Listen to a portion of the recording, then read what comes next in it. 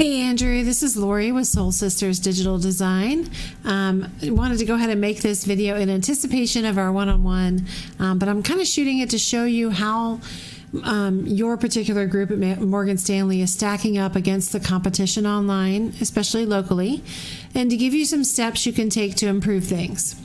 So things to remember is as Google crawls the web, it is really looking for three things: content, citations, and backlinks. So those are the things I'm going to talk about today. Now, content just refers to the words and images on your site. Google likes to see between 1,500 and 2,000 words, kind of at a minimum on the page, to allow it to get a really good idea of what you do and where you are. The exact amount is going to depend on the competition and also the number of keywords needed to get those things across. So what is a keyword? A keyword is anything someone might type into Google looking for a particular service or product. So let's take a look at what a typical Google search might look like for you. So I went over to my favorite browser, Chrome, typed in financial advisor, Fernandina Beach, Florida. And what you'll see at the top of the page, well, first you'll see some ads. So an ad came up for Edelman, Financial Engines, Edward Jones, and Bessemer Trust. Below those ads, well, actually included on this as well, there's an ad for Merrill Lynch. But below those ads, you'll see a map pack. So more and more people are using these maps to find services. They're super easy to use, right? There's a lot of information kind of at your fingertips. You get number of years in business. You get the reviews. You get a score for those reviews. So there's a ton of info right there. And more people are using these instead of necessarily the organic results that are below them. Now, how you get into here is you make sure you have a Google Business profile. You do. You want to make sure it's filled out as completely as possible. And you also want to make sure that you have your name, address, and phone number listed in as many relevant directories on the web as possible.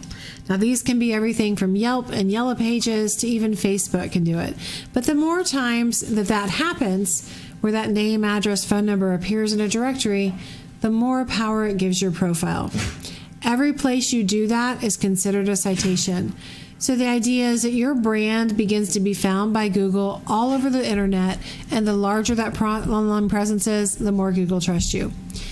Now, I will point out on this map that Merrill Lynch, SMC Advisory, and Barrington Wealth Management, they have a different category than you do. So the Merrill Lynch, this is an ad that popped, it's for an investment service. But SMC Advisory is listed as a financial planner, and Barrington Wealth Management is listed as a financial planner, and you are listed as financial consultant. Not that there's necessarily anything wrong with that, but just to note that may impact what you show up for. So you want to make sure you've got any applicable categories in that Google business page. Now, going back to content for a second. I've got your website pulled up here. It looks nice. I like the fact that you guys are front and center because people really want to know who's going to be handling their stuff. You've got some good information in here. You got a nice video, some links to you guys as individuals, and you've definitely got some call outs to your different services. So content wise, I actually think that you guys are okay on that. And if we look back at this search and we go to what's below the map, which is the organic results, you guys are actually coming up first. So that's great. Followed by RaymondJames.com, which is the Edgewater Wealth Management, and Brian Henning with Edward Jones. So these two are kind of on your tail. So I'm going to talk about how you compare to them so you can stay in that top result. Now, when I'm looking at a website, I not only look at it from just like the regular point of view, but I also use a tool called RFs to analyze what's happening behind the scenes. So when I plug in your website to here, I can see that you really aren't getting any traffic organically at all. So all that means is that people may still find you online. They may know about you. They may go directly to your website. But if they're searching for what you do, they're not coming across you organically and visiting your page. But we can look at what might or might not be driving that traffic and see why. So currently you've got 39 keywords. Top keyword being stash tax documents 2023. Not so much a buyer intent keyword. In other words, somebody typing that is probably not necessarily looking for a financial advisor. And that particular word is being searched 20 times per month. But you guys are in the 23rd position for that. And so it doesn't garner you any traffic. Now let's look at Edgewater Wealth Management, and we can see that for them, they're getting about 3 visitors per month. That's being driven from 25 keywords. And again, not any of these are really, I would call, buyer intent keywords. Let's look at Brian Henning. So for him, he's got one person landing on their page organically, and that is really just coming about because of his name. Now he is being searched, or that name is being searched, Brian Henning, 100 times per month.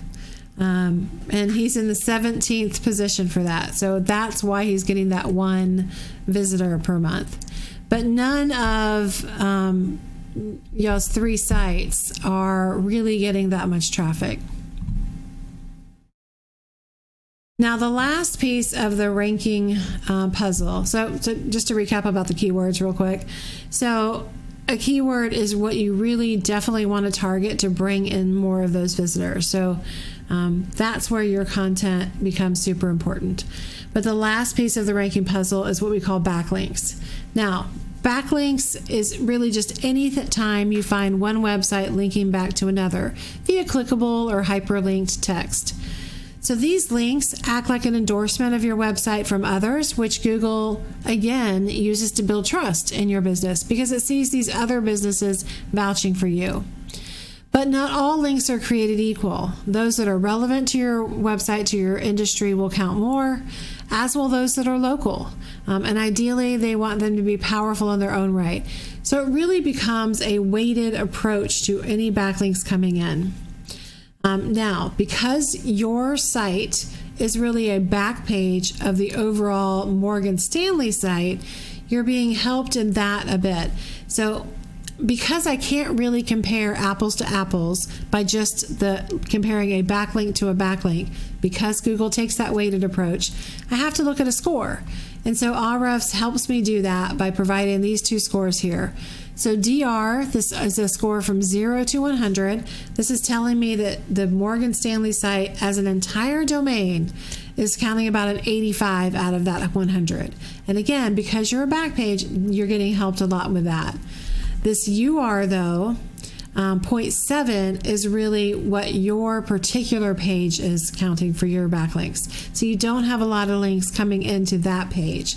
And that's why it's only a 0.7. They're not strong links. They're also not local.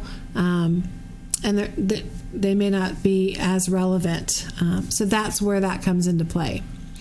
Now, once all of these things, and we can look at the other ones too. So if we look at Edgewater, you can see they are also a back page. They're being helped overall by their association with Raymond James, but their particular page is also low. So they're 1.8 out of that 100. And if we look at the Brian Henning, again, same situation. It is a back page of Edward Jones, very much helped by the overall domain, but not super high on the URL, the specific URL for that back page. Now, all of these things have to come together. So once they do, the content, the backlinks, the citations, that's when you start ranking higher and higher, and more people find you.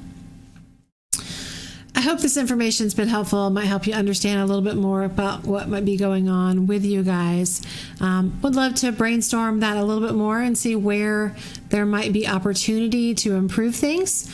I know that whenever there is a situation where you are part of a larger organization, like a franchise or things like that, such as what you are here with Morgan Stanley or even those, Edward Jones people, you're limited on what you can do, but there are things that can be done to help boost your local presence. And so we can talk further about that in person.